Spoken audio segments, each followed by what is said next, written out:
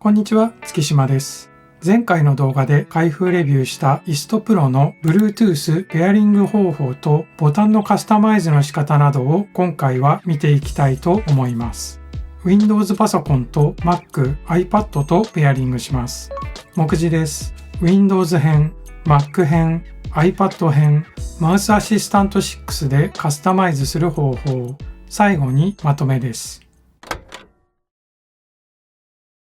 まず、エレコムホームページよりエレコムマウスアシスタント6をダウンロードしてインストールします。エレコムマウスアシスタント6を起動すると、左上にデバイス追加というボタンがありますのでクリックします。表示された接続タイプの選択で Bluetooth 接続を選択します。そうしますと、パソコンの設定画面が開きます。設定画面の Bluetooth デバイスの欄がオンになっていることを確認してからデバイスの追加をクリックします。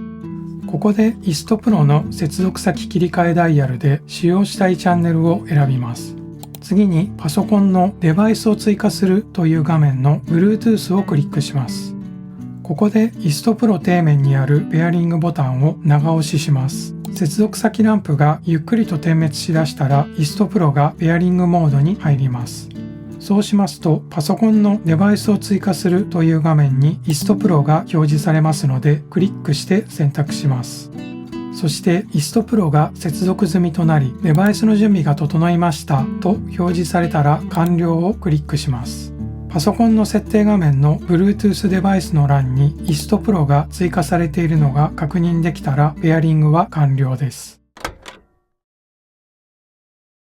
エレコムマウスアシスタント6のデバイス追加から Bluetooth 接続を選択します。そうしますと Mac のシステム設定の中の Bluetooth のページが開きます。Bluetooth の欄がオンになっていることを確認します。ここでイストプロの接続先切り替えダイヤルで使用したいチャンネルを選びます。そしてイストプロ底面にあるペアリングボタンを長押しします。接続先ランプがゆっくりと点滅しだしたらイストプロがペアリングモードに入ります。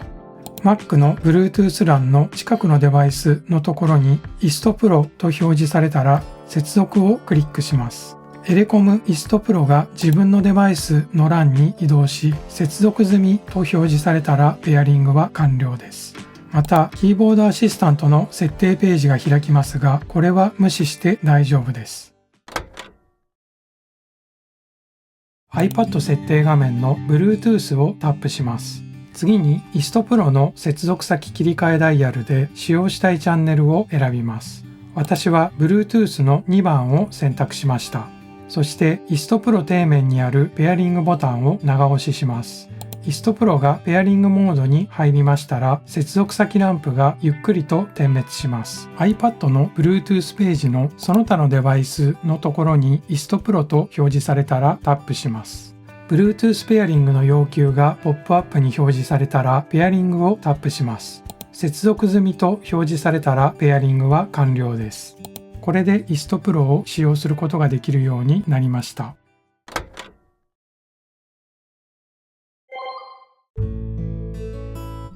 マウスアシスタント6に表示されているペアリング済みのイストプロをクリックします。そうしますと画面が切り替わり12個のボタンの役割を自分の好みにカスタマイズすることができます。マウスの絵のボタンのところにカーソルを持っていくとボタンの番号と割り当てられている機能が表示されます。このままこのボタンの絵をクリックするか右側に表示されているボタンのリストをクリックすると割り当てたい機能を選択することができます。